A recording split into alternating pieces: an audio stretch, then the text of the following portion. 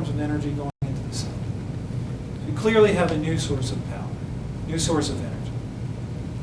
And what is made as a byproduct of that energy? You have hydrogen undergoing a reaction. It's very energetic, causes a plasma in the gas cell, and it produces new compositions of matter. Some of those compositions of matter that we've made are alkali and alkaline earth halidohydrides. Other ones are more exotic, like polymers of potassium and hydrogen, and they have extraordinary properties. For example, ferromagnetism and conductivity in an inorganic compound. It's extremely stable and has plastic-like properties. Hydride, it's a polymer, KHXY, that's stable in water. It shows some magnetism. So there's a new field here with extraordinary potential in terms of making new compounds with unprecedented properties. I think we've just scratched the surface of what's possible. Then what you can do is you can theorize about, well, if I had these kinds of properties, what could I make? What kind of tangible, practical technologies could I make?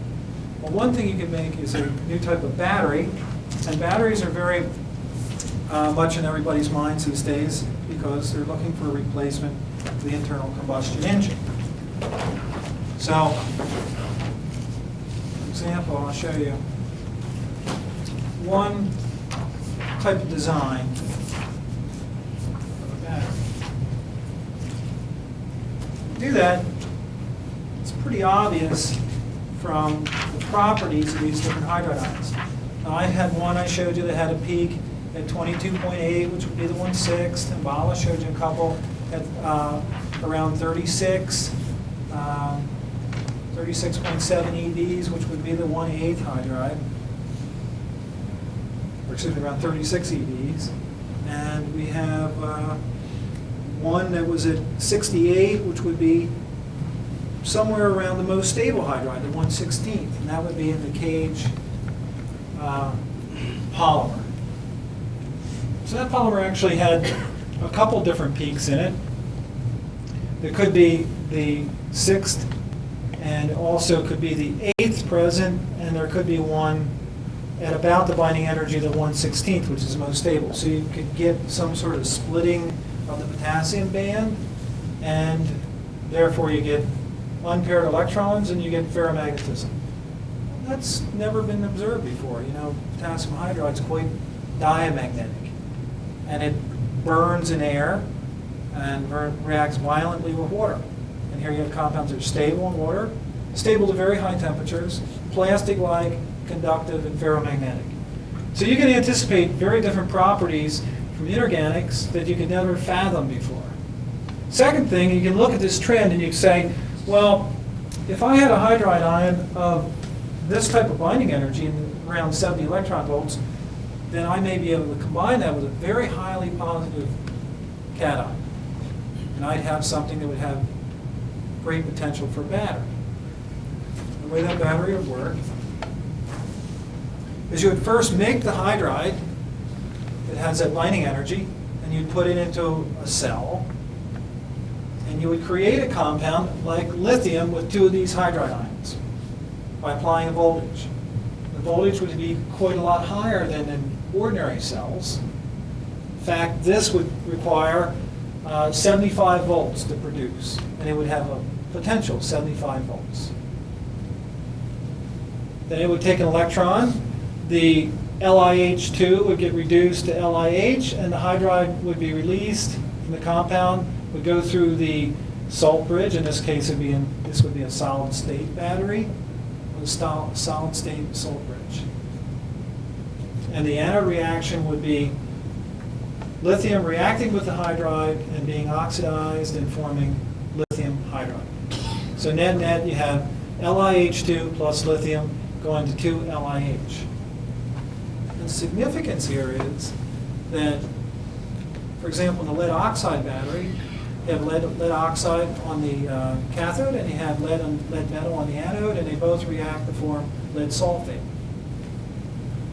That can only have about a 2-volt cell voltage. And the reason is because the oxide only has electronegativity of 1.46 electron volts. You can make a fluoride. Fluoride's difficult to work with, but you can make fluoride. That's 3.4. You can make a fluorine battery. Here we're talking about something that's along that line of reasoning, taking something that's very, very electronegative, stabilizing something in an unprecedented high oxidation state.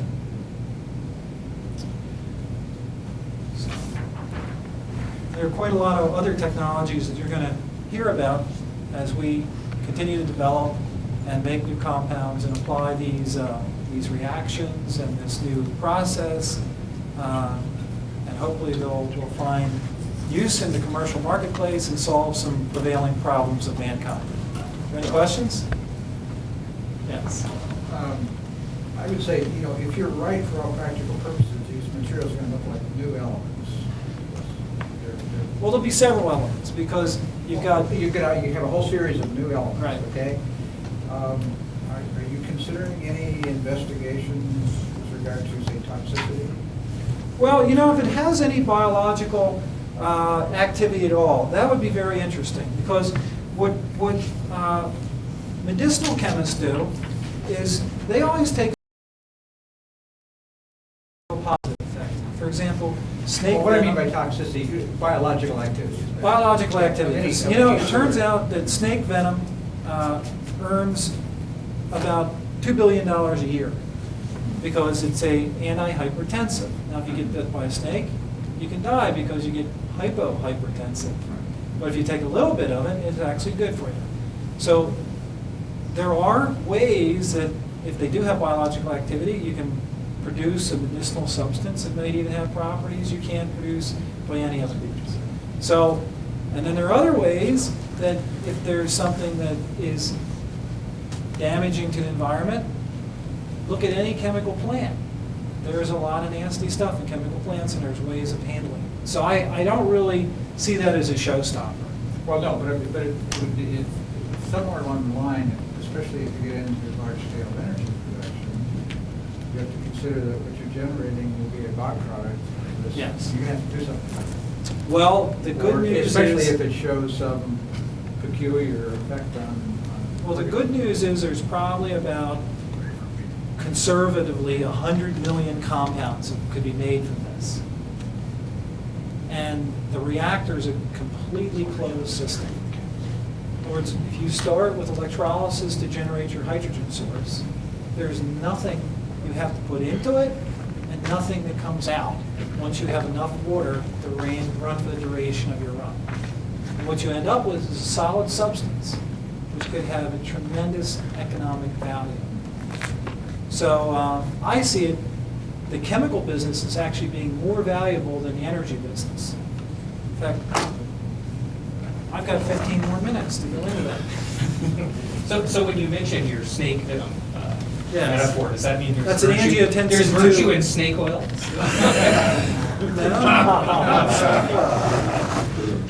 Well, snake oil is used in colored water, but I think it's an angiotensin II converting enzyme blocker. And it turns out nature's very clever. Yeah, I got something. Yeah, Snakes. and I bet you didn't get it for 10 cents a vial either. So, actually, medicinal chemicals have the highest profit margin of any. So, if there is a biological effect, it might be a good thing.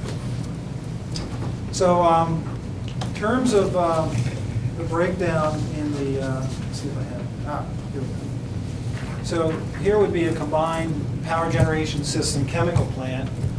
And basically you need catalyst supply, hydrogen supply, and a reactor, and you produce products and recover catalyst. And it would have some sort of medium that would take away heat. This would be a multi-tube reactor, like our gaseous reactors, but multi-tube, and you'd have some medium to take away either air or, for example, gas turbine, or you'd have a steam turbine system would be the most practical and common systems. And then you put it together and you basically have combined chemical and power generation. Now what the OEMs have told me, this gets them really excited because there's about 1% growth in the US power generation market, but there could be huge growth in chemical production. And you can charge more for a power plant if in fact you're making chemicals, because here's a cost. Now, this we actually figured out if we had to make the thing out of refractory metals.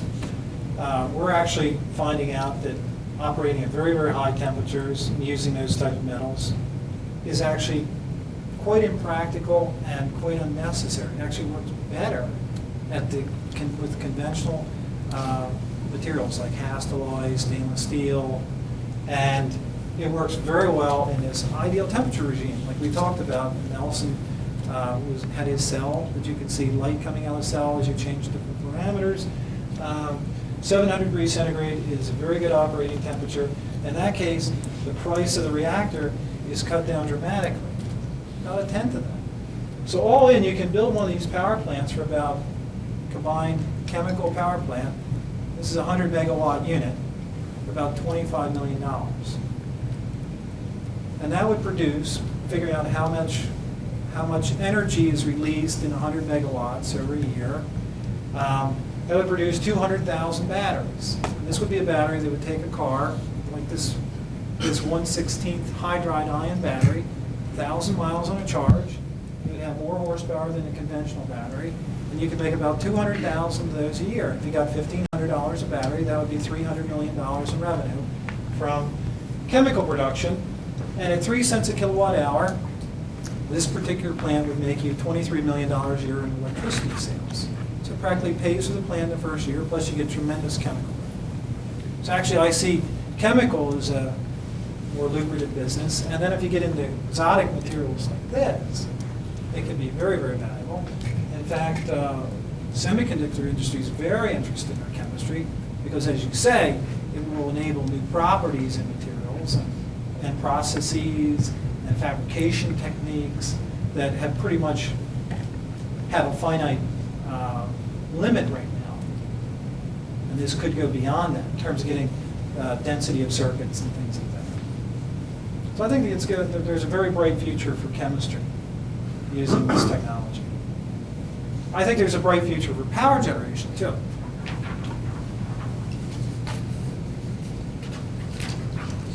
Any other questions?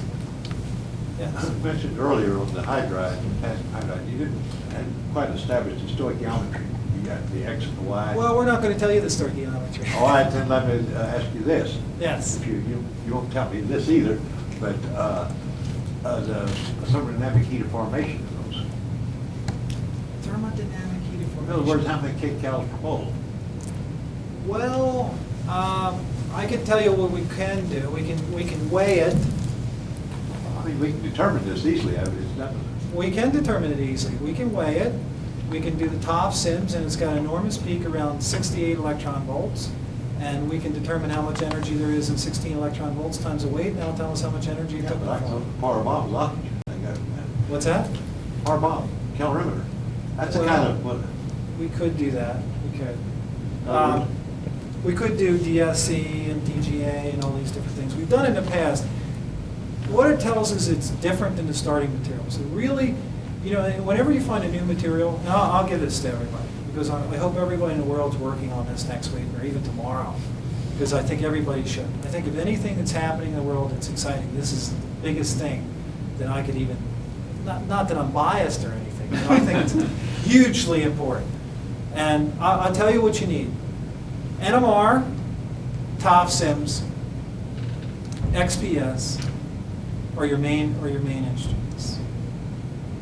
NMRs, as you know, it detects hydrogen. It can tell you internuclear spacing. It can quantify it, and it can look for upfield shifted peaks. TOF sims can show you hydride ion.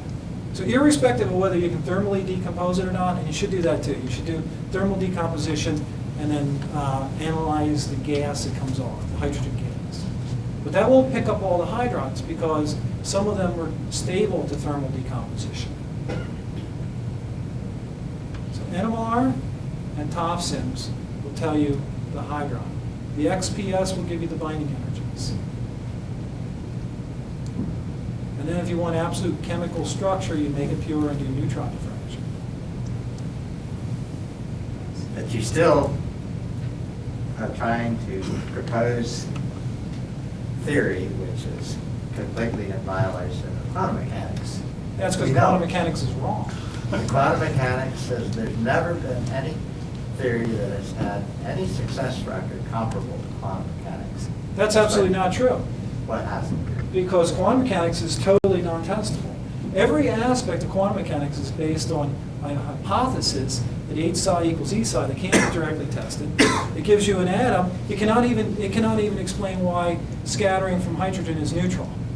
Let me ask you this. If the electron is a point, you make it a point or a wave, how do you explain neutral scattering from hydrogen with electrons? Neutral scattering. If you scatter an electron from hydrogen, isn't it always neutral? Is what neutral? It's neutral. It's not Rutherford scattering.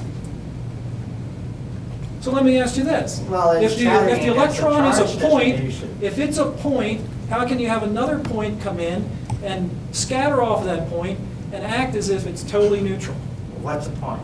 The electron. The electron collapses to a point in the Schrodinger model.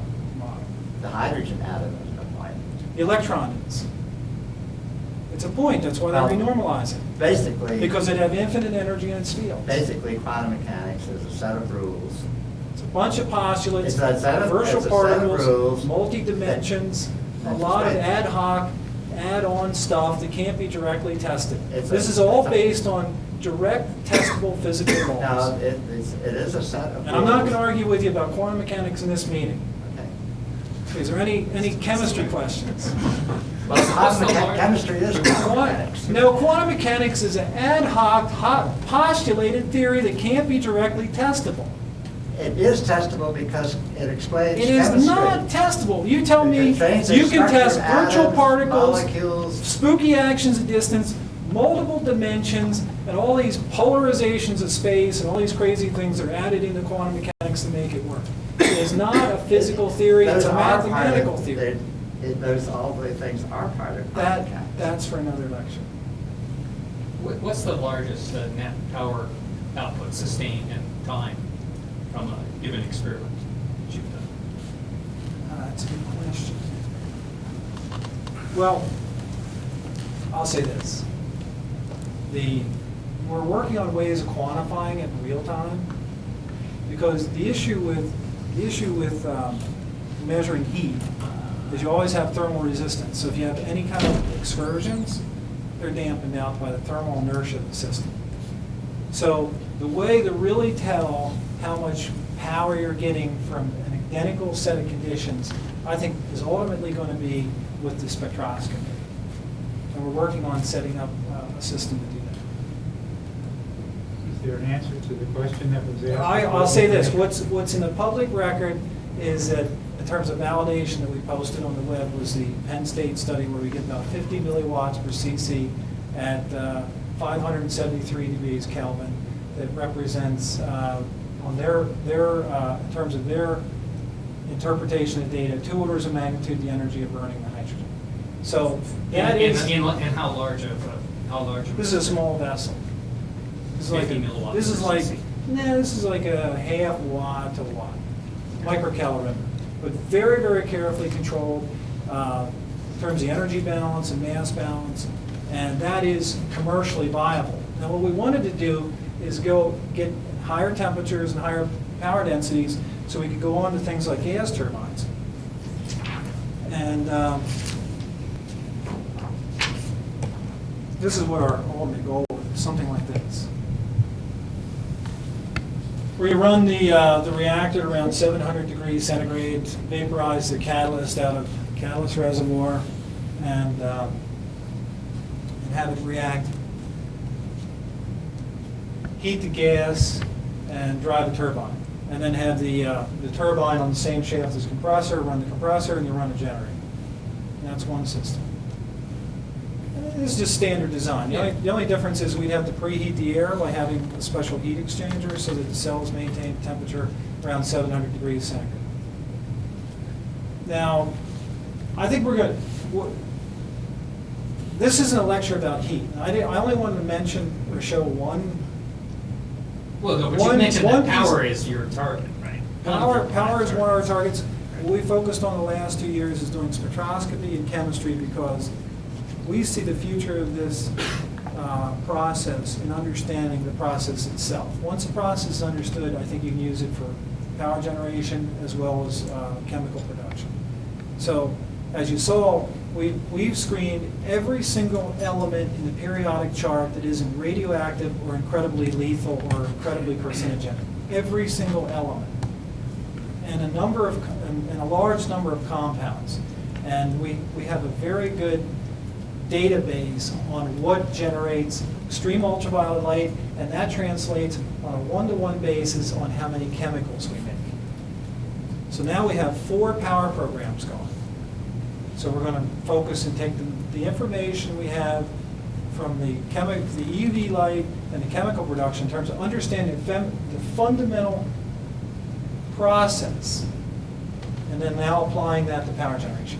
I mean, otherwise, you're just not doing science. No, I understand. No, I just wondered, since you on your website, you mentioned some time ago about when you were raising one of the more recent rounds of funding, that you were after a kilowatt scale device, and I just wondered where you were at. Is there a horizon somewhere? Yeah, actually, on that scale. Well, I think what you could take away today is that we were basically running power cells, and we got to the point where we had 10 times the power out relative to the input power with electrolytic cells, and it just wasn't commercially competitive. Heat pumps are better on a dollar per dollar basis. And then everyone said, well, we can't even endorse or back that you have power unless you show us the product. I mean, it's just too controversial because it's the whole thing about cold fusion. No one wants to open the door to try to commercialize or invest money because they say it's tainted because of cold fusion. And without a product, it was virtually impossible to go forward. So we focused on doing very, very rigorous science in terms of figuring out what the process is and proving it spectroscopically and in terms of producing pure compounds or in large yield, highly enriched with this new form of hydride, and then doing state-of-the-art analysis on what those compositions are. I think that's science. We've learned a lot. We're making 1,000 times more chemical today for the same reactor than we were a year ago. Well, yeah, it looks like you're swimming in data. And the thing of it is, they're synonymous. Chemical production and power production are the same thing.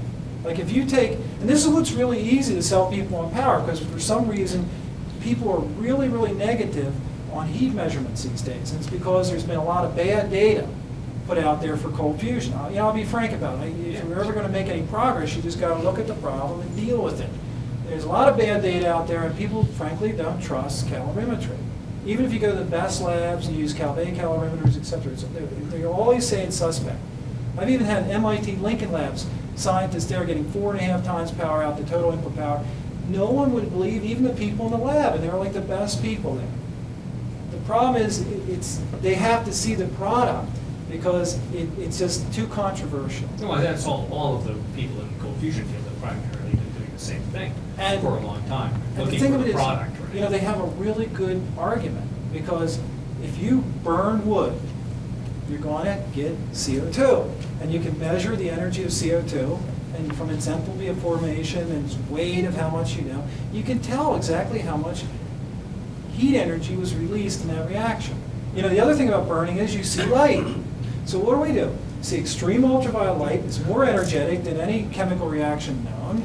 It's extremely intense. I mean, you even have to cut the slits down because it's so intense. And we get a lot of chemical product. I mean, this is not a trivial amount of some trace amounts of stuff. That's right, there's lots of stuff. And we can weigh this, and we can get the enthalpy of formation, and we know how much energy it's made. Have you looked for helium or helium isotopes? We haven't looked for helium. We're going to try to make helium hydride. I think you can make noble gas hydrides, and we're going to work on making that too. Because I think you can make no-bill gas hydrides because you can make xenon difluoride, tetrafluoride, and hexafluoride. It's very electronegative. My bet would be with these hydrides, you're going to form helium, and you're going to form some solid compound you're going to be able to isolate. Or liquid or something that you're going to be able to isolate. The other thing people have to be cautious about, they talk about tritium and things like that. We are making hydrides, and there is a chemical enrichment. There's electrolytic enrichment, there's a chemical enrichment.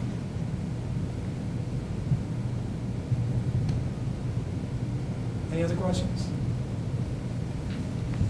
Okay, well, thank you everybody for coming out.